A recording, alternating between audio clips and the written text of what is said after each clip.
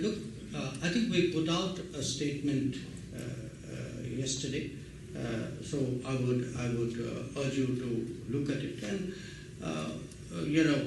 obviously, what happened is what essentially, if I can sum up the statement, the long and short of the statement was that yes, we are concerned at the developments, but we would really urge all the parties involved to now sit down and